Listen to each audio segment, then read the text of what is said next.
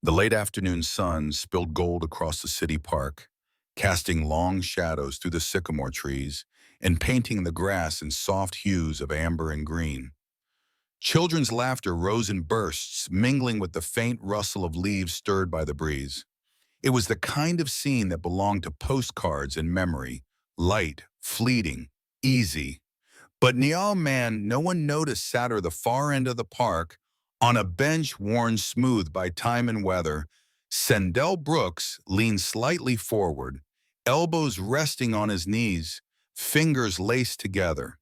He wore an old navy blue windbreaker, frayed at the cuffs, and a wide-brimmed hat that cast his face in shade. His boots, military issue, though dulled by decades, were neatly laced. Everything about him was orderly, restrained. He looked like a man used to holding things in. Most passers-by barely glanced his way. To them, Wendell was just another aging figure tucked into the corners of their daily lives. A silent presence, a fixture. They didn't know that beneath that quiet exterior was a man who had once crawled through sand and smoke in the dead of night, carrying wounded soldiers on his back. That the hands now resting idly in his lap had once diffused bombs in the sweltering heat of Baghdad, or that his ears still caught echoes of gunfire in the sudden slamming of a car door. But Wendell didn't expect them to know. He came to the park most afternoons. It wasn't far from the tiny apartment he lived in, alone except for the photos lining his kitchen shelf. Faces frozen in time. Friends, comrades, one or two who had never made it home. He liked the quiet of the park, the way it allowed him to disappear without actually being gone. He liked the sound of the wind in the trees, the certainty of squirrels chasing one another through the underbrush. And sometimes he liked the way strangers walked past him, indifferent. It made things simple. No questions, no awkward sympathy. Today felt like every other day, and that was a comfort. A small boy darted past him, a blur of denim and sneakers, chasing a paper airplane that looped through the air like a dragonfly. Wendell watched him with a half smile, faint and fleeting. The boy didn't see it. He never looked back. Wendell closed his eyes. For a moment he imagined himself back in the desert, night falling over a dusty outpost, the dry crackle of the radio, the silhouette of his squad moving silently under moonlight. And beside him, always just a few steps ahead, Ranger, not the ranger who wears a badge. Ranger, the dog, his partner, his shadow, a military canine trained to sniff out IEDs, to sense things Wendell couldn't, to protect him when the world turned chaotic. The last time he saw Ranger was through the haze of an airlift, both of them bloodied and shaking. Wendell had held onto the stretcher edge with one hand, to Ranger's paw with the other. He never got to say goodbye. Wendell opened his eyes again. The breeze had cooled. The laughter of children felt more distant now, as though the park had shifted ever so slightly away from him. Across the way, a pair of teenagers played basketball, their sneakers squeaking against the court. One missed a shot and the ball rolled off, bouncing gently across the path, stopping just a few feet from Wendell's boots. One of the boys jogged over, hesitating when he saw Wendell. "Hey, sir, could you, toss that back?" Wendell bent down slowly, picked up the ball with practiced care, and stood with quiet strength that surprised even him. He tossed the ball, clean, smooth arc, right into the boy's hands. The teen grinned. "Thanks, man." Wendell gave him a nod. That was all. A flicker of connection. It lasted less than 10 seconds, but it lingered as the boy ran off. For a moment, Wendell sat a little taller. Then the wind shifted again, and footsteps echoed on the path. 3 sets, firm, deliberate. He turned his head slightly and saw them. 3 officers, walking in formation, not hurried but with intent. Wendell's shoulders instinctively tightened. It wasn't fear, not exactly. More like recognition. A feeling that something familiar, Something unwelcome was unfolding. He took a breath, long and steady, and let it settle in his chest like a stone dropped into still water. The bench, once his place of peace, suddenly felt more exposed. Still, he didn't move. Some part of him had been expecting this. After all, there's always a moment when stillness becomes suspicious, when dignity is mistaken for vagrancy, when silence draws attention. And today it seemed that moment had come. The three officers moved with quiet authority, boots tapping rhythmically on the paved path, radios crackling faintly at their hips. Their uniforms were crisp, badges polished to a shine, but their expressions were taut, brows drawn low as they approached the bench. There was no hostility yet, only the uneasy posture of people walking into a situation they'd already decided was suspicious. Wendell Brooks didn't look up immediately. He knew that rhythm. He'd heard it in other countries, in other lifetimes, soldiers moving through unfamiliar territory. Only now the territory was his city, and the soldiers wore a different flag. He clasped his hands in his lap, spine straight, eyes forward. "Afternoon, sir," the lead officer said as he stopped in front of the bench. He was young, early 30s maybe, with a hard jaw and close-cropped blonde hair. His name tag read Officer Blake. Wendell turned to meet his gaze, his voice low but steady. "Good afternoon, officer." Blake's tone stayed polite, but his body language was firm. "We've had a few reports about a man sitting here for extended periods. Some folks are concerned." Wendell raised an eyebrow just slightly.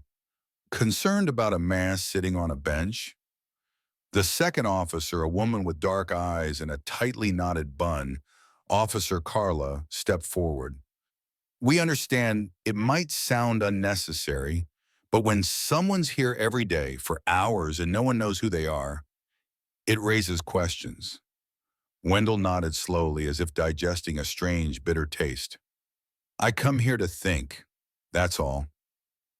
Officer Simmons, the third and youngest, shifted his weight from one foot to the other. He looked unsure, glancing between his colleagues and Wendell. Officer Blake pressed on. "Do you have ID on Yahoo, sir?" Wendell didn't answer right away. Instead, he looked past them, toward the golden light dancing on the leaves, the children still laughing, the basketball bouncing in the distance. The park was still alive, but this corner had quieted. He could feel eyes turning, people watching, judging. With a slow, practiced motion, Wendell reached into the inner pocket of his jacket and pulled out an old leather wallet. He handed it to Blake without a word. Blake flipped it open. His fingers hesitated at the edge of a faded military ID card. The name was the same. The photo, grainy and worn, showed a younger Wendell, uniformed, solemn, eyes just as deep. There was a pause in Blake's breath. A flicker of uncertainty crossed his face. Carla leaned over to glance. Her brow furrowed slightly. Simmons said nothing. "You served?" Blake finally asked, voice quieter now. Wendell's reply came like a stone dropped into still water. "A long time ago." A long silence followed. They were no longer just three officers standing in front of a bench. There were three citizens confronted with a truth they hadn't expected. The badge in Wendell's wallet didn't just prove his identity, it unwrapped an entire history. A man they'd suspected of loitering had once put his life on the line so they could walk their beats in safety. But the shift was fragile. Protocol fought with conscience. "We're just doing our job, sir," Carla said, but her voice lacked conviction now.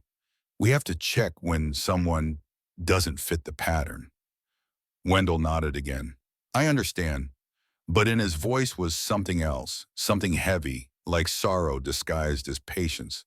Behind the officers, a small crowd had begun to form, quiet, uncertain. A mother pulled her daughter close.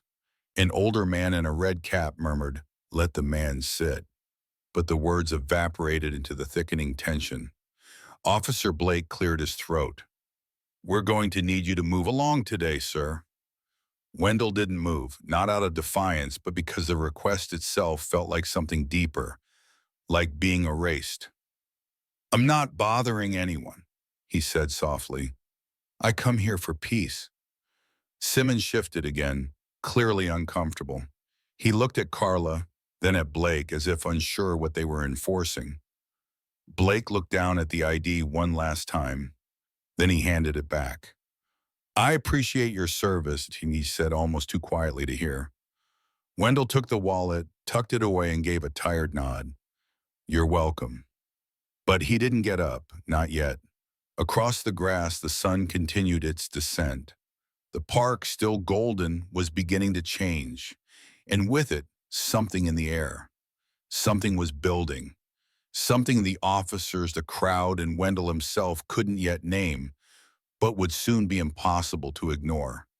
The golden light of late afternoon had faded into something harder, sharper, its softness scraped away by tension. The park was still full of voices, but they no longer danced. They hovered, low, uncertain, taut. Wendell Brooks remained on the bench, hands resting calmly in his lap, while the three officers stood a few feet away, now unsure of how to proceed. Around them, the circle of onlookers had thickened. A few teenagers from the basketball court lingered near the bushes. A mother clutched a stroller handle tighter than necessary, and two joggers, slowed their pace, phones tilted ever so slightly, cameras quietly rolling. It wasn't a crowd yet, but it was becoming one. "I've told you who I am," Wendell said, voice calm but edged with something unmistakably weary. "I've done nothing wrong, just sitting, like I do most days." Officer Blake's jaw tensed.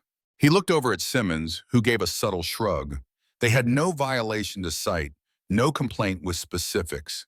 But the moment had slipped beyond reason.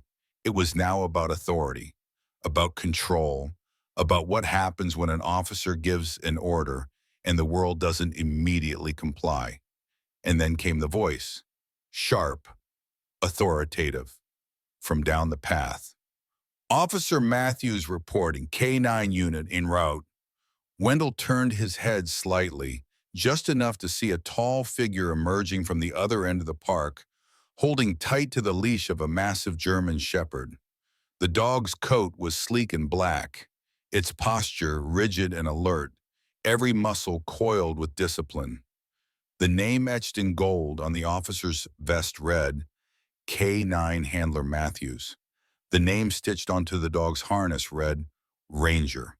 The moment Wendell saw that name, Ranger, his body stilled.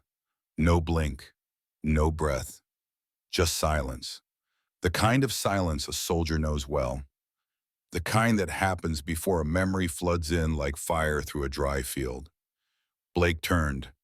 "Matthews, we've got a non-compliant individual.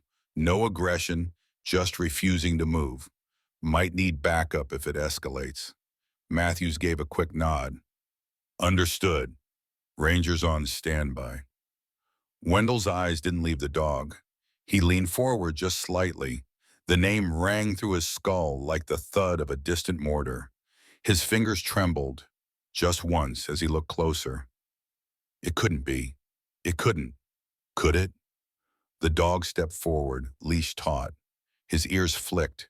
His nose twitched. He sniffed the air once, then again, and suddenly he stopped, dead still. A pause long enough to draw confused glances from Matthews and the other officers. Ranger lowered his head slightly, then inched forward. One step, another. The tension in his body wasn't aggression anymore. It was recognition. Wendell stood, slowly, not raising his hands, not defensive, just standing. Then he spoke, the words tumbling from somewhere deep, cracked with disbelief. "Ranger." The dog froze. Matthews blinked. He's not responding. But Wendell took a step closer. "It's me, boy, Wendell." He knelt. His knees creaked under the weight of memory and age, but his gaze stayed fixed on the dog. His voice dropped to a whisper. "You remember, don't you?" Ranger let out a sharp whine. And then without warning, he broke ranks. The leash slipped from Matthew's fingers. The crowd gasped as the dog charged forward, not in attack but in something more primal, something fierce and joyful. He reached Wendell and stopped just short, nose inches from the old man's face. For a heartbeat, everything held still. Then gently, Ranger pressed his head into Wendell's chest and let out the softest, most human sound, a sigh. Wendell's arms came around the dog, burying his face in that familiar fur. His shoulders shook, not from fear, but from a storm of emotion finally breaking free. The crowd exhaled together. Someone murmured, "Oh my God," a teenager gasped. "He knows him. That dog knows him." Matthews was stunned. That, that's not possible. Rangers never acted like this with anyone. Officer Carla's hand covered her mouth. Officer Simmons whispered, "What the hell is happening?" But Officer Blake didn't say a word. His eyes were fixed on the old man now sobbing silently into the neck of a military-trained dog who had, just moments ago, been prepared to take him down. Wendell spoke again, his voice muffled but resolute. "I thought I lost you. Thought you were gone." The dog licked his cheek. It was real. It was him. Matthews stepped forward, voice uncertain. "Sir, where did you meet him?" Wendell looked up, eyes bloodshot but burning with clarity. "I trained him. In Iraq. He was mine. My partner. We were separated during a mission evacuation 12 years ago." He paused. "They told me he didn't make it." The crowd erupted, not in noise but in feeling. Gasps, cries, a stunned silence that felt bigger than sound. Harold Jenkins, an older black man wearing a faded veteran's cap, broke from the edge of the onlookers and strode forward. His voice boomed across the clearing. "I knew I recognized you. Wendell Brooks, Bravo Company, Fallujah, 2006. You carried me out when I couldn't walk. You saved my life." All eyes turned to Harold. "And that dog," he continued, pointing to Ranger, "was part of it too." Blake took a step back, his face pale. Wendell looked from Harold to Ranger. His voice shook, but he stood taller than he had in years. "Guess I wasn't as invisible as I thought." The park was silent, but not for long, because in that moment, a moment no one could have predicted, a man once mistaken for a threat had become something else entirely. A symbol, and his story wasn't finished yet. For several long seconds, no one in the park dared to speak. The golden light, now fading into the blue haze of early evening, hung over the grass like a veil of reverence. Wendell Brooks stood wrapped in the embrace of the Shui he had once thought lost forever. Ranger, the trained canine soldier, no longer growled or bristled. He leaned into Wendell's side, eyes closed, body still and calm, as if they had never been apart. And around them, the world held its breath. Officer Matthews finally broke the silence. He stepped forward slowly, one hand extended, not toward Wendell, but toward Ranger, as if seeking permission. "I don't understand," he said quietly. "He's been with us 6 years. We never knew where he came from, just that he'd been in combat. No records of prior handler." Wendell looked up at him, eyes red but voice composed. "He came from me. I was the first." Officer Blake, who had been quiet since the moment the tree recognized Wendell, turned to Carla and Simmons. "We need to call this in, all of it." But Simmons shook his head. "Look around." Because they all saw it now. The crowd was no longer a group of distant observers. It had transformed, grown closer, humanized.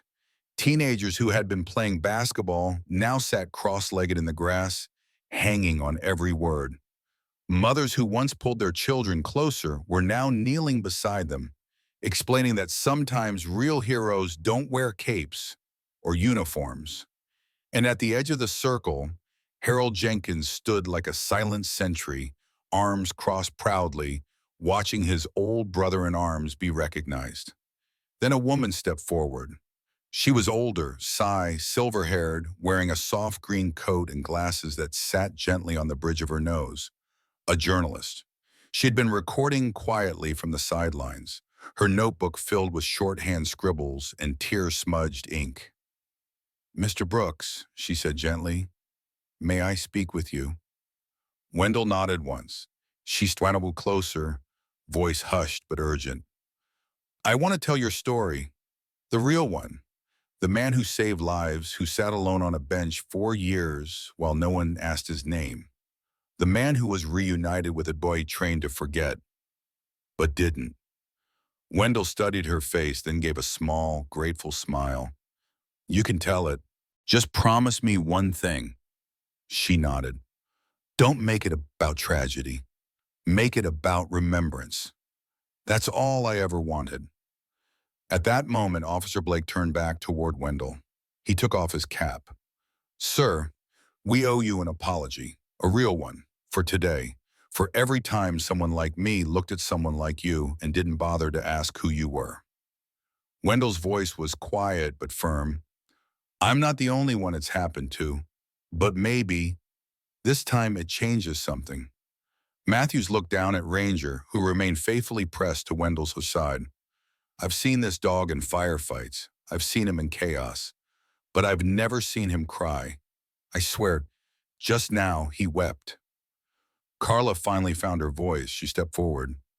"We didn't see you, sir. Not really. I think we're all asking ourselves why."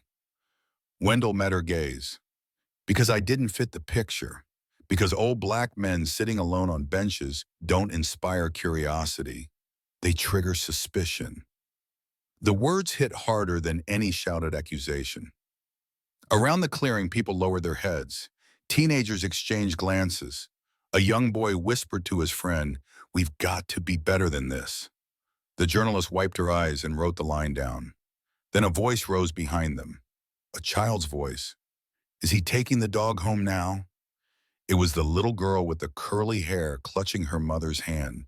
Her innocence, so bright, so real, cut through the solemnity like a sudden shaft of sunlight. Wendell turned toward her, softened. "I don't know, sweetheart, but I think Ranger's already home." Matthews knelt beside Ranger, gently unclipping the leash.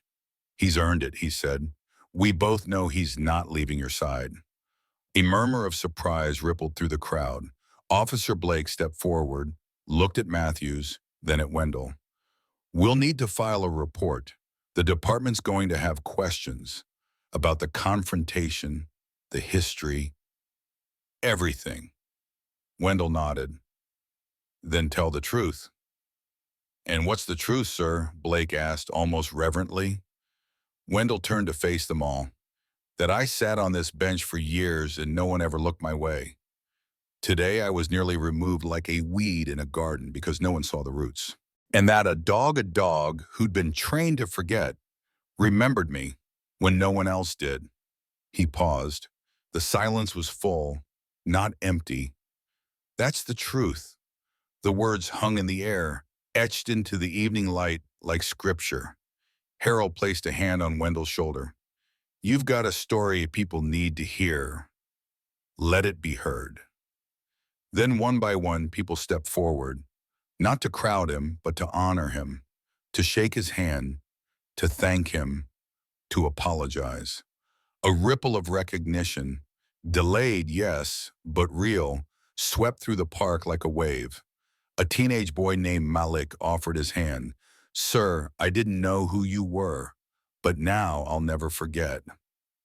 Wendell took his hand firmly. "That's all any of us ask, son. Just don't forget."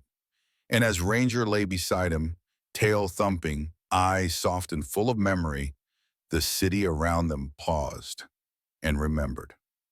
Morning came quietly to the park, casting long shafts of golden light through the trees. Birds called gently from branches above, and the air carried a cool stillness, like the world was waiting for something sacred to begin. By 9 a.m., the first rows of folding chairs had been set up facing the old wooden bench, Wendell Brooks's bench. By 9:30, they were all filled. Veterans in full uniforms stood shoulder to shoulder with teenagers in jeans and hoodies. Police officers stood not in formation but among the crowd, without sunglasses, without barriers. Children perched on laps, clutching little flags. And beside it all, Wendell stood tall in a freshly pressed suit. Ranger seated faithfully at his side, leash free, tongue out, eyes shining. A city official stepped to the front, microphone in hand. We're here today not just to honor a man. We're here to ask ourselves why it took so long to see him. The crowd murmured with quiet agreement. Behind the speaker, a new plaque had been installed at the base of Wendell's bench. It was simple but powerful. In honor of Sergeant Wendell Brooks, for those who serve quietly and still wait to be seen. Applause swelled. Wendell stepped forward. His voice was slow but resonant, carried by the silence around him. I didn't ask for this. I didn't need a stage. I just needed peace. But when people came to remove me from this bench, what they didn't know was that they were trying to move a part of this country's memory. He paused. Too many people like me, veterans, elders, folks with stories, are passed by because we don't look like someone worth stopping for. But let me tell you this, silence doesn't mean invisibility, and being still doesn't mean being forgotten. The audience leaned in, held still by the weight of his truth. Wendell looked down at Ranger, who gently wagged his tail. This dog remembered me when the world didn't. And in doing so, he reminded all of you what it means to belong, to be seen without having to shout. Officer Matthews approached the stage. He looked younger somehow, less rigid, more human. He took the mic, cleared his throat. I trained with the Rangers for 6 years. I thought I knew every command, every reaction. But what happened here wasn't in any manual. It was a memory, loyalty, love. Sergeant Brooks, thank you for showing me what duty means. Then Matthews did something no one expected. He offered Wendell Ranger's official adoption papers, legal transfer of ownership, a symbol, a gift. Wendell's hands trembled as he took them. For a long time, he said, voice cracking, I thought I had no one left. But today, I look out and I see family. The crowd rose to its feet, applause echoing through the park like thunder. It wasn't just recognition, it was reparation. And for the first time in years, Wendell didn't feel like he had to shrink to fit into the world. He was allowed to be. As the ceremony concluded, people lined up, not to get autographs, but to listen. They sat beside Wendell on the bench, asked him about Iraq, about Ranger, about how it felt to come home to a country that forgot him and to be remembered at last. The little girl who had first asked if Ranger would go home with him returned, now holding a drawing, Ranger and Wendell beneath the big oak. She handed it to him, proud. So you never forget either, she said. Wendell took the drawing gently. I won't, sweetheart. Not ever. Later that afternoon, as the crowd dispersed and the benches emptied, Wendell remained where he always had, quiet, thoughtful, watching the light change. But now people didn't pass him by.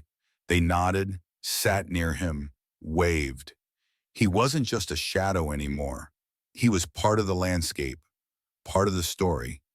And beside him, Ranger rested with eyes half closed, tail curled at his feet.